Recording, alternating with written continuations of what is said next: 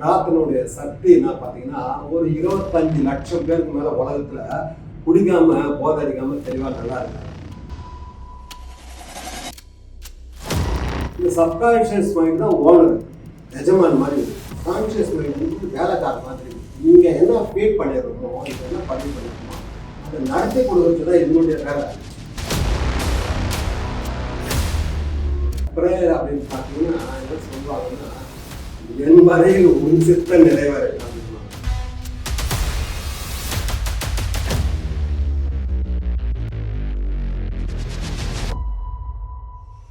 இந்த பிரேயர் வந்து நிறைய அதிசயங்களை செய்யுது அப்படின்னு சொல்லிட்டு, என்ன அதிசயம் அப்படின்னு பார்த்தீங்கன்னா, உலகத்துல ஒரு என்ன கேட்டனா என்ன அதிசயம் சொல்லுவோம் அப்படின்னு பார்த்தீங்கன்னா, இந்த உலக அதிசயம் 7 தெரியுமா உங்களுக்கு? பாபிலோன் தொங்கும் தோட்டம், சீன பெருஞ்சுவர், தாஜ்மஹால், ஈபிள் டவர், எகிப்து பிரமிடு, இந்த மாதிரி உலக அதிசயம் எல்லாங்கிறது. என்ன கேட்டீங்கன்னா உலக அதிசயம் என்ன அப்படின்னு பார்த்தீங்கன்னா, ஒரு குடி நோயாளி, ஒரு போதை நோயாளி ஒரு நாள் குடிக்காம குடியை தள்ளி வச்சு வாழ்க்கையின் கோலத்துல வாழ்க்கை தான் வந்து உலக அதிசயம் சொல்லுவேன் நான். ஏன்னா நம்மளுக்கு தெரியும் அந்த வலி, குடியினுடைய வலி, போதையினுடைய வலி எப்படின்னு தெரியும்.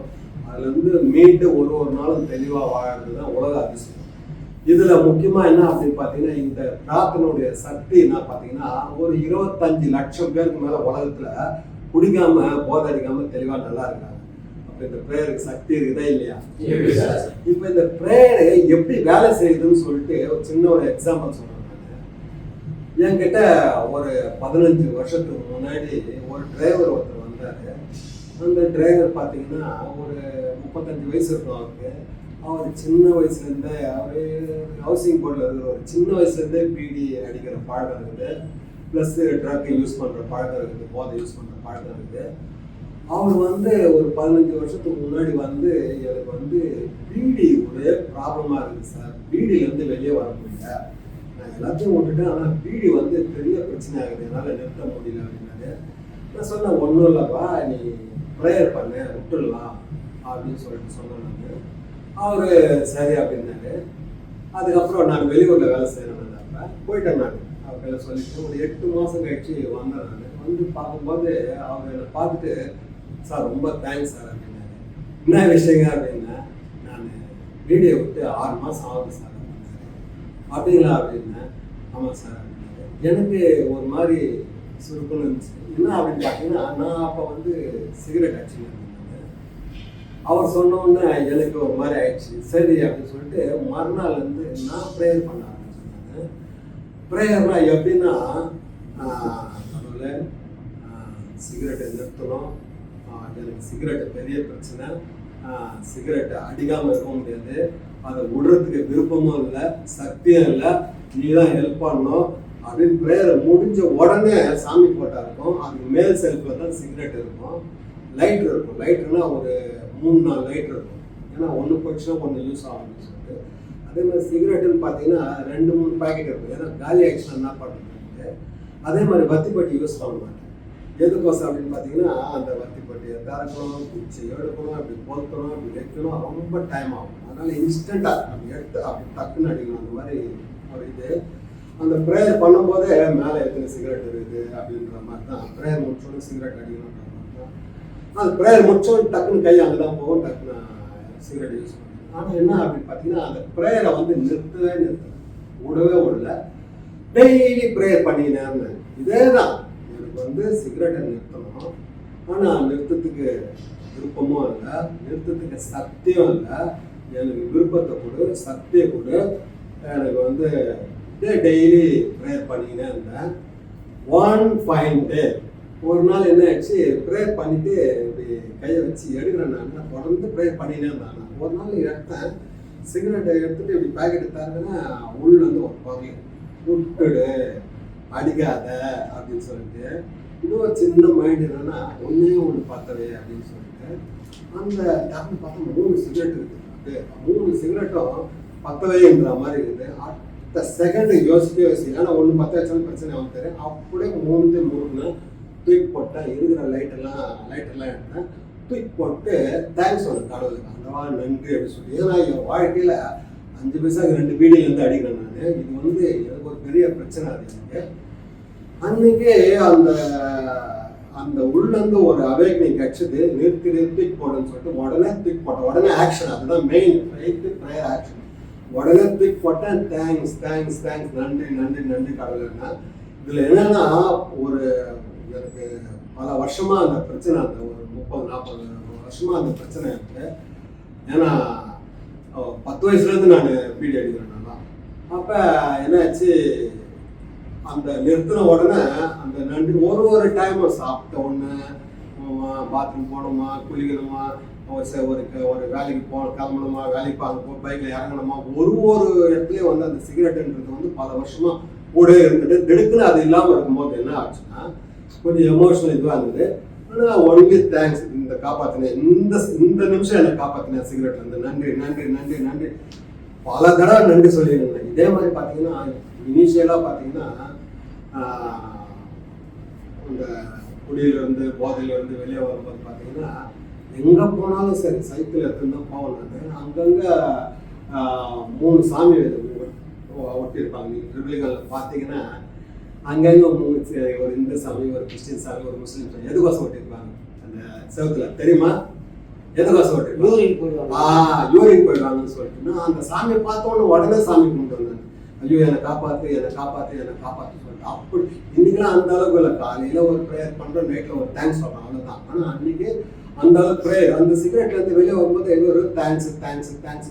ஒரு நாள் ஓடிடுச்சு, மறுநாள் அதே தான் தேங்க்ஸ் தேங்க்ஸ் தேங்க்ஸ். அப்படியே ஒரு நாள் ஒரு வாரம் வரைக்கும் அப்படியே கஷ்டமாக இருந்தது. அதுக்கப்புறம் பார்த்தீங்கன்னா இன்னைக்கு பல வருஷம் ஆயிடுச்சு நான் சிகரெட்லாம் விட்டு, பல வருஷம். அது இப்போ எப்படி வேலை செய்யுது ப்ரேயர் அப்படின்னு பார்த்தீங்கன்னா, கடவுள் வந்து சிகரெட்டை பிடிக்கிட்டாரா எடுத்துட்டாரா அப்படி கிடையாது. ப்ரேயர்ன்றது மூலயமா ஆழ் மனசுக்கு சக்தி கொடுக்குறேன். ப்ரேயர் பண்ணும்போது எனக்கு என்னால் முடியல, எனக்கு ஹெல்ப் வேணும், எனக்கு காப்பாற்று, எனக்கு வழிநடத்து அப்படின்னு சொல்லிட்டு டெய்லி ப்ரேயர். ஆழ் மனசு தான் வந்து சப்கான்ஷியஸ் கான்ஷியஸ் சொல்லுவாங்க. இந்த சப்கான்ஷியஸ் மைண்ட் தான் ஓனர், எஜமான் மாதிரி இருக்குது. கான்ஷியஸ் மைண்ட் வந்து வேலைக்கார மாதிரி இருக்குது. இங்கே என்ன ஃபீட் பண்ணிடுறோமோ, இங்கே என்ன பதிவு பண்ணிடுறோமோ அதை நடத்தி கொடுக்குறது தான் இதனுடைய வேலை. சில நேரத்தில் நீங்கள் நல்லா கவனிச்சு பார்த்தீங்கன்னா கேட்பாங்க, உங்களுக்குலாம் மூளை இல்லை, உங்களுக்குலாம் அறிவு இல்லை, இவ்வளோ பிரச்சனையாவது, இவ்வளோ சண்டையாவது, இவ்வளோ வேலை செய்கிற பிரச்சனையாவது திருப்பி குடிக்கிறீங்க, எத்தனை தடவை தான் ஹாஸ்பிட்டல் போவேன், எத்தனை தடவை தான் டாக்டர் கிட்ட போவேன், எத்தனை தடவை தான் ட்ரீட்மெண்ட் சார்ப்பேன், உங்களுக்கு அறிவு இல்லையான்னு கேட்பாங்க. அப்படின்னா இதுக்கு தெரியும் தப்புன்னு சொல்லிட்டு, ஆனால் இது ஒன்றும் பண்ண முடியாது, ஹெல்ப்லெஸ். சப்கான்ஷியஸ் மைண்ட்லேருந்து என்ன ஆர்டர் வருதோ கான்ஷியஸ் மைண்ட் செய்யணும். ஆழ் மனசுலேருந்து என்ன உத்தரவு வருதோ இதை வந்து செஞ்சு கொடுக்குற வேலைக்கார மாதிரி தான் இது. இப்போ ப்ரேயர்ன்றது மூலயமா நம்ம என்ன பண்ணுறோம் அப்படின்னு பார்த்தீங்கன்னா, சப்கான்ஷியஸ்க்கு சக்தி கொடுக்குறோம். டெய்லி ப்ரேயர் பண்ண இதுதான் ப்ரேயர் ஒர்க் ஆகுது. நீங்கள் இதுக்கு முன்னாடி குடிக்கிறதுக்கு முன்னாடி போதை பண்ணுறதுக்கு முன்னாடி நிறைய ப்ரேயர் பண்ணியிருப்பீங்க, அது வேலை செஞ்சுருக்காது. முக்கியமாக என்ன அப்படின்னு பார்த்தீங்கன்னா, முதல்ல உங்களுக்கு நம்பிக்கை இருந்திருக்காது, இன்னொன்று அது வந்து செயல் வடிவம் கொடுத்துருக்க மாட்டீங்க. அதுதான் சொல்கிறேன், செயலில்லாத நம்பிக்கை செத்து போன நம்பிக்கை அப்படின்னு. இது ரொம்ப ஒரு முக்கியமானது. இந்த ப்ரேயர்ன்றது எப்படி வேலை செய்யுது அப்படின்னு பார்த்தீங்கன்னா, நீங்கள் எப்போ ஒரு விஷயத்தில் வந்து ஒரு தீவிரமாக இருக்கிறீங்க, ஒரு செல்ல உடம்புல இயங்கணும். இப்போ ஒரு குடிக்காமல் இருக்கணும் அப்படின்னா, போதை பண்ணாமல் இருக்கணும் அப்படின்னா, உங்களுக்கு தீவிரமான ஒரு விருப்பம், முழுமையான ஒரு விருப்பம், கடவுளை என்னை ஒரு வழிநடத்து, என்னை காப்பாற்று, எனக்கு வந்து வெளியேடுன்னு சொல்லிட்டு நீங்கள் முழுமையாக கேட்டீங்கன்னா கொடுக்கறதுக்கு கடவுள் ரெடியாக இருக்கிறாரு. இப்போ என்ன அப்படின்னா, நம்ம அவர் அரகுர மனசோடு ஏதோ ஒரு செயல் செய்யும் போது, அரகுர மனசோடு ஏதோ ஒரு வேண்டும் போது, அரகுர மனசோட ஒரு நம்பிக்கை வைக்கும் போது அது வந்து ப்ரேயர் வந்து வேலை செய்ய மாட்டேன். இதுதான் ப்ரேயர்ன்றது. என்ன எப்படி ஒர்க் ஆகுதுன்னா அப்படின்னு பார்த்தீங்கன்னா, எனக்கு வேலை செஞ்சுக்கிது நிறைய விஷயம் அது. இந்த மாதிரி இந்த ஆழ் மனசு தான் வந்து முக்கியமானது. ஆழ் மனசில் நம்ம எதை பதிவு பண்ணுறோமோ அதெல்லாம் வந்து மேல் மனசு செஞ்சு கொடுக்கணும். அதுதான் வேலைக்காரன். இப்போ இந்த ஃபெலோஷிப்பில் ப்ரேயர் அப்படின்னு பார்த்தீங்கன்னா என்ன சொல்லுவாங்கன்னா, என் வரையில் உன் சித்த நிறைவேறு அப்படின்வாங்க.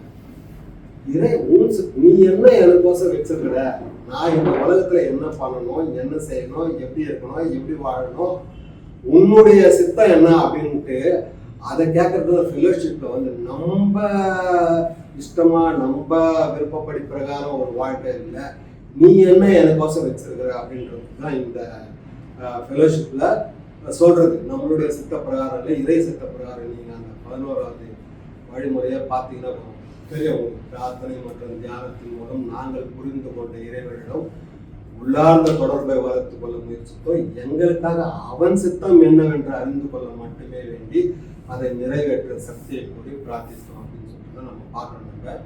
அதனால இது நிறைய நம்ம வேண்டது நடக்கல அப்படின்னும் போது என்ன அப்படின்னு பார்த்தீங்கன்னா, ஒரு ஃபெய்த் அந்த அளவுக்கு நம்மளுக்கு இருந்துருக்கு. ஃபெய்த்துன்னும் போது ஒரு சின்ன கதை, இது ஒரு சினிமாவில் கூட வந்துருக்குன்னு நினைக்கிறேன். நான் ஒரு புக்கில் படித்தேன். நான் நம்பிக்கைன்னும் போது ஏதோ ஒரு ஊரில் பார்த்தீங்கன்னா மழையே பெய்யல, ஒரு 4 வருஷமா தொடர்ந்து மழை இல்லை.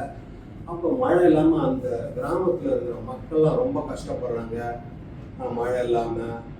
அப்போ கடவுள்கிட்ட வேண்டுறாங்க. அந்த பெரியவங்களாம் சேர்ந்து ஒரு குறிப்பிட்ட நாள், இந்த 14ஆம் தேதி சாயந்தரம் இந்த கோயிலில் இந்த இடத்துல ஊர் ஜனெல்லாம் சேர்ந்து கடவுள்கிட்ட தெய்வ குத்தமாயிடுச்சு, கடவுள்கிட்ட வேண்டணும் அப்படின்னு சொல்லிட்டு நினைக்கிறாங்க. அதே மாதிரி ஊரெல்லாம் தண்டாரா போடுறாங்க. இந்த டேட்டில் எல்லாரும் இந்த டைமில் எல்லாரும் அந்த ஊருக்கு அந்த கோயிலுக்கு வந்துடணும், அந்த அரசமத்தாடு அடியிலேருந்து. அப்போ ஊர் ஜனெல்லாம் தண்டாரா பட்டு சொல்லவே அன்னைக்கு எல்லாரும் கூடுறாங்க. கூடும்போது பார்த்தீங்கன்னா ஒரு 7 வயசு பொண்ணு அந்த அந்த கோயிலுக்கு வரும்போது அன்னைக்கு கையில் கொடையோட வருது அந்த பொண்ணு மழை. அப்போ கேட்குறாங்க, நீ என்னம்மா நீ கையில் கொடையோட வரன்ட்டு. இல்லை, இப்போ நம்ம கடவுள்கிட்ட மழை வரணும், 4 வருஷமா மழை வரலாம், இப்போ மழை வரணும்னு நம்ம கேட்க போகிறோம். நம்ம கேட்டோம் அப்படின்னா கடவுள் மழை வர வச்சுருவாரு. நான் திரும்பி போகும்போது மழையில் நினையாத போனோம், அதனால தான் நான் இந்த கொடையை எடுத்துன்னு வரேன்னு சொல்லிட்டு அந்த குழந்தை அந்த 7 வயசு பொண்ணு சொல்லிடுது. அப்போ அந்த எல்லாருமே வராங்க அப்படின்னா ஒரு அவநம்பிக்கை, நம்ம வேண்ட போகிறோம் என்ன மழையாக வரப்போகுது இருக்கு. ஆனால் அந்த குழந்தையினுடைய நம்பிக்கை ஒரு தீவிரமாக இருந்து நம்ம போய் கடவுள்கிட்ட கேட்கணும், கடவுள் நம்மளுக்கு கொடுத்துருவாரு அப்படின்னு சொல்லிட்டு கொடையோட வருது. அன்னைக்கு மழை பேஞ்சுதான். அந்த அந்த குழந்தையினுடைய நம்பிக்கை போய்த்து போகக்கூடாதுன்னு சொல்லிட்டு கடவுள் மழையை வர வச்சாங்க. அந்த மாதிரி நம்பிக்கைன்றது ஒரு முழுமையான நம்பிக்கை. இப்போ நிறைய பேர் பார்த்தீங்கன்னா பிரார்த்தனையில் பெரிய ஒரு தப்பு பண்ணுறாங்க. என்ன அப்படின்னா, வண்டியை எடுக்கும்போது ஆக்சிடென்ட் ஆகிடக்கூடாது அப்படின்னு நினைக்கிறாங்க. பசங்க படிக்குதுன்னா ஃபைல் ஆகிடக்கூடாது அப்படின்றாங்க. பொண்ணு கல்யாணம் பண்ணி கொடுத்துருப்பாங்க, என் பொண்ணு எந்த பிரச்சனையும் வந்துடக்கூடாது. ஒரு தொழிலை தொடங்குவாங்க, இதில் எந்த இதுவும் நஷ்டமாயிடக்கூடாது. அதாவது நெகட்டிவாக வேண்டக்கூடாது. எப்பவுமே வண்டி எடுக்கிறோமா ஆக்சிடென்ட் ஆகக்கூடாதுன்னு நினைக்கிறத விட நல்லபடியாக நான் போய் சேருவேன். ஒரு நண்பர் ஒருத்தர் சொன்னார் எனக்கு, அவர் ஒய்ஃபை எடுத்துன்னு போயிட்டு ஊருக்கு பஸ் ஏற்றி விட்றாராம். அவங்க அம்மா வீட்டுக்கு போகிறதுக்கு பஸ் ஸ்டாண்டில் போயிட்டு பஸ்ஸை ஏற்றி விட்டு பஸ்ஸு கிளம்புனோம்னா ஒரு ப்ரேயர் ஒன்று பண்ணலாம். கடவுளே, நீ தான் எடுத்துன்னு போயிட்டு அழகா என் ஒய்ஃபை அவங்க வீட்டில் போய் சேஃபாக சேர்க்கணும், நீ சேர்த்துருன்னு எனக்கு தெரியும், எனக்கு நன்றி உனக்கு அப்படின்னா.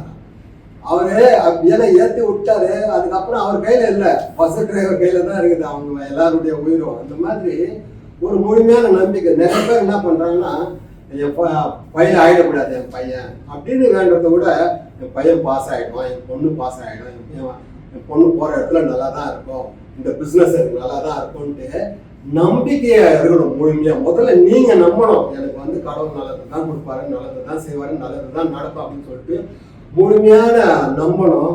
அதுக்கேற்ற மாதிரி ப்ரேயர் பண்ணணும். அவர் செய்வாரா செய்ய மாட்டாரான்னு அந்த இதெல்லாம் இல்லை. நீங்க உங்களுடைய ஒரு செல்லும் ஏங்கணும். நீங்க பிரார்த்தனை பண்றது எனக்கு இது வேணும், இது செஞ்சு கொடு, எனக்கு நட்டு கொடுன்னு சொல்லிட்டு. ஆனால் கொஞ்சம் டைம் எடுக்கும், உடனே ஆகாது.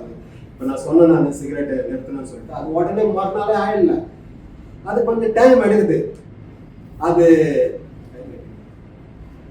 கொஞ்சம் டைம் எடுக்குது. அது ஒரு நீங்க வேண்டதை பொறுத்து நம்மளுடைய ஆழ் மனசுல அது பதியறதை பொறுத்து. நீங்க ஆழ் மனசுல பதிய வச்சுட்டீங்கன்னா நல்லது. இப்ப ஏன் திருப்பி குடிச்சிருந்தீங்கன்னா அதுவும் ஒரு காரணம் தான். நீங்க ஆழ் மனசுல பதிய வச்சுட்டீங்க, குடிதான் வாழ்க்கை தான் குடி அப்படின்னு. வாழ்க்கையில ஒரே சந்தோஷமா குடிதான் நீங்க பதிய வச்சிட்டீங்க. அதனால நீங்க வெளியில வரத்துக்கு நீங்க என்னென்னமோ முயற்சி பண்ணாலும் அது நடக்கல. ஒரு நேரத்துல எதுவுமே நீங்க என்னென்னமோ கோயிலுக்கு போகலாம், அது எதுவும் ட்ரை பண்றீங்க, எதுவுமே நடக்கல. ஆனா இந்த மாதிரி இடத்துல ஒரு சில ப்ரோக்ராம் சொல்லி கொடுக்குறீங்க. இங்க உங்க ஆழ் மனசுல இருக்கிற பதிவை எடுத்து வெளியில போட்டு வேற ஒண்ணு ஒரு இன்ஸ்டால் பண்றோம். இது ரொம்ப ஒரு முக்கியமானது. இந்த ஃபெய்த், ப்ரேயர், ஆக்ஷன் இது ரொம்ப ஒரு முக்கியமானது. ரெண்டாவது பாத்தீங்கன்னா இந்த இது பீப்புள் பிளேசஸ் திங்ஸ் பார்த்தீங்கன்னா மாறிக்கிட்டே இருக்கக்கூடியது. நீங்கள் நல்லா கவனிக்கணும். இந்த மாற்ற முடியாததை ஏற்றுக்கொள்ள மனப்பக்குவம் போது மனிதர்கள் அப்படின்னும் போது மாறிக்கிட்டே இருப்பாங்க. சின்ன வயசுல ஒரு விதமா இருப்பாங்க, படிக்கும் போது ஒரு விதமா இருப்பாங்க, வேலைக்கு போகும்போது ஒரு விதமா இருப்பாங்க, கல்யாணம் பண்ணவனும் ஒரு விதமா இருப்பாங்க, மாறிக்கிட்டே இருப்பாங்க. மனுஷன் ஒரே மாதிரி இருக்க மாட்டாங்க.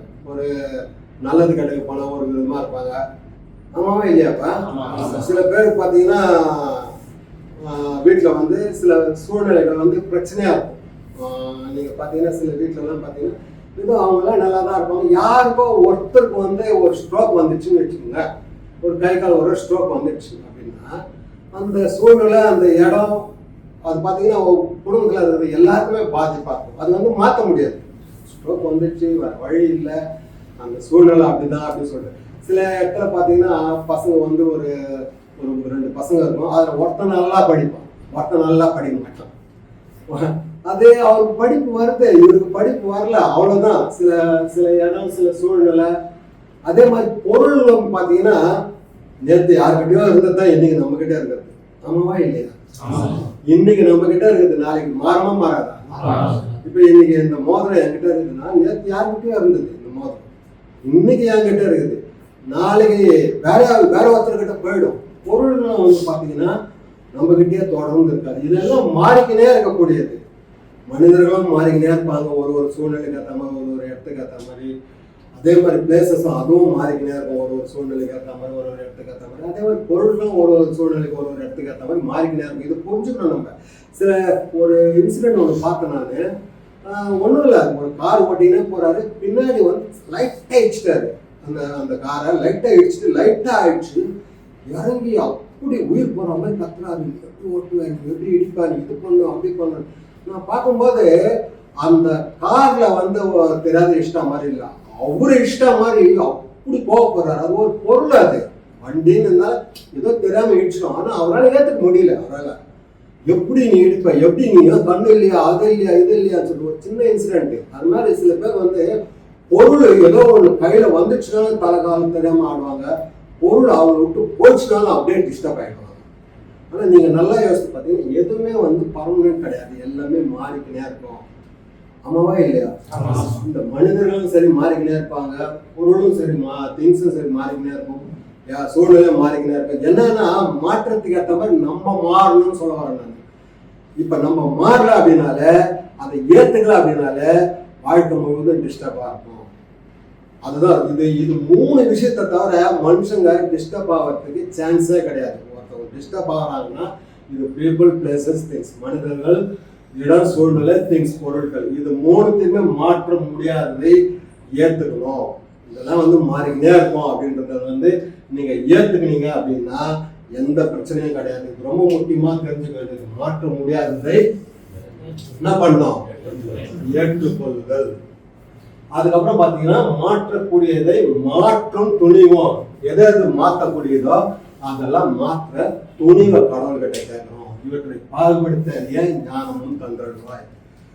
நீங்க நிம்மதியா தூங்கணும், நிம்மதியா இருக்கணும், வாழ்க்கை முழுவதும் நீங்க நல்லா இருக்கணும் அப்படின்னா இந்த ஒரு சின்ன விஷயம் ரொம்ப ரொம்ப ஒரு அல்டிமேட்டான விஷயம். இதெல்லாம் மாற்ற முடியாதது. உங்களுக்கு டிஸ்டர்ப் ஆகுதுனாலே நீங்க யோசிக்கலாம், இது மாற்ற முடியாதுதான் மாற்றக்கூடியதா அப்படின்னு சொல்லி நீங்க யோசிக்கணும். நீங்க எதெல்லாம் மாற்ற முடியாதோ அதை என்ன பண்ணோம்? அப்படியே ஏத்துக்கணும். மாற்றக்கூடியத மாத்திக்கணும். ரொம்ப முக்கியமானது மாற்றக்கூடியதுன்றது வந்து நான் என்ன சொல்ல வரேன்னா, நம்முடைய குணக்கோளாறுகள். ஒரே ஒரு கெட்ட குணம் உங்களுக்கு இருந்ததுன்னா கூட சரி, அதனால பல பிரச்சனை வரும். வெளியில எதிரி தேவையில்ல, நம்மளுக்கே எதிரி. ஒரே ஒரு குணக்கோளாறுகள்: நான் அக்செப்டன்ஸ், நான் அட்மிட்டன்ஸ், ஈகோ, டிஸ்ஆனஸ்ட், செல்ஃப் வில்லு. இதெல்லாம் ஒரே ஒரு குணக்கோளாறுகள் தான். ஏற்றுக்கொள்ளாமை, ஒத்துக்கொள்ளாமை. நீ என்ன சொல்றது, நான் என்ன கேட்கறது? ஆணவம், நேர்மை இல்ல, கோபம், பழி உணர்ச்சி, சுயசித்தம், ஒரே ஒரு கேரக்டர் டிஃபெக்ட் இருந்ததுன்னா கூட சரி, உங்க வாழ்க்கை முழுவதும் கசப்பா இருக்கும். வாழ்க்கை வாழ்வீங்க, ஆனா ஒரு திருப்திகரமா இருக்காது, ஒரு நிறைவா இருக்காது, ஒரு முழுமையா இருக்காது. ஒரே ஒரு குணக்கோளாறு இருந்தா கூட சரி. அதனாலதான் நான் திருப்பி சொல்றேன், எந்த அளவு நீங்க குணக்கோளாறு இல்லாம ஒரு